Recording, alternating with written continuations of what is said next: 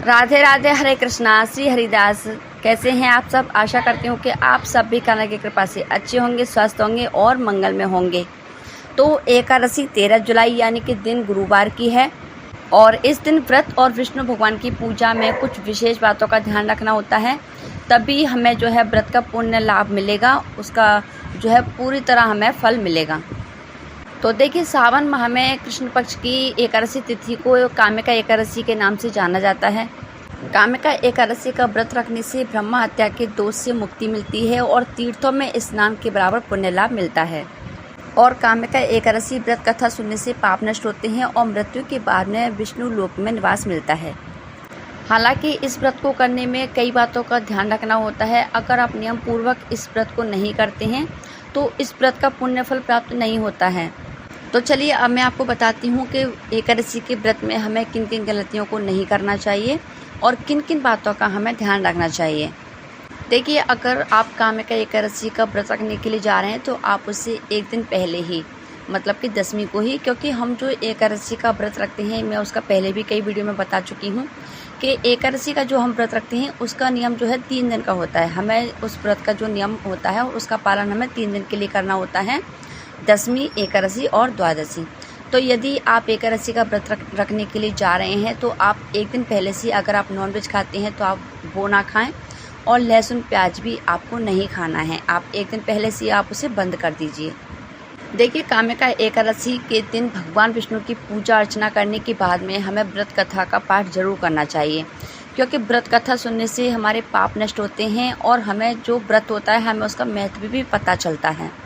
इस व्रत में भगवान विष्णु की पूजा में 2 चीज़ें आप कभी ना भूलें, एक तो पंचामृत और एक तुलसी के पत्ते, क्योंकि ये दोनों ही चीज़ें भगवान विष्णु की पूजा में अति आवश्यक होती हैं और तुलसी के पत्ते से भगवान विष्णु अति प्रसन्न होते हैं। तो आप तुलसी के पत्ते आप ज़रूर जो है भगवान विष्णु की पूजा में आप ज़रूर समर्पित करें।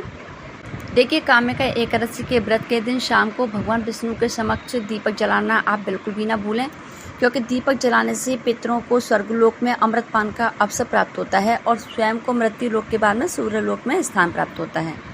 देखिए, एकादशी के व्रत के दिन साबुन, तेल, शैम्पू आदि का उपयोग नहीं करना चाहिए और महिलाओं को बाल नहीं धोने चाहिए। उसी प्रकार से जो है पुरुषों को दाढ़ी नहीं बनवानी चाहिए, नाखून नहीं कटवानी चाहिए, बाल नहीं कटवाने चाहिए। इन चीज़ों का आपको खास ध्यान रखना है। महिलाओं को बाल नहीं धोने हैं।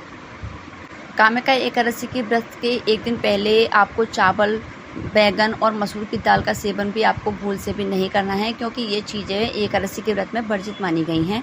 तो इन चीज़ों का सेवन जो है आप भूल से भी ना करें। और देखिए, एकादशी के दिन किसी भी पेड़ के पत्तों को आपको नहीं तोड़ना। खासकर जो व्यक्ति व्रत रखता है एकादशी का, वो भूल से भी किसी भी जो है पेड़ के पत्तों को ना तोड़ें, क्योंकि ऐसा जो है एकादशी के व्रत में ये वर्जित माना गया है। आप ऐसा करा ना करें। वैसे भी देखिए, एकादशी का जो व्रत होता है उसमें मैं खासकर बताती हूँ कि तुलसी को तो वैसे भी नहीं स्पर्श किया जाता, क्योंकि एकादशी का जो व्रत होता है उसमें तुलसी माता जो होती हैं वो भगवान विष्णु के लिए व्रत रखती हैं। तो इसीलिए जो है उन पर जल भी अर्पित नहीं किया जाता है और उनको जो है स्पर्श नहीं किया जाता, उनके पत्ते भी नहीं तोड़े जाते हैं, क्योंकि ये सभी कार्य जो है एकादशी के व्रत में वर्जित माने गए हैं। तो आज की छोटी सी जानकारी आपको पसंद आई होगी। आशा करती हूँ आज के लिए इतना ही और मिलती हूँ अगली वीडियो में। राधे राधे, जय श्री कृष्णा।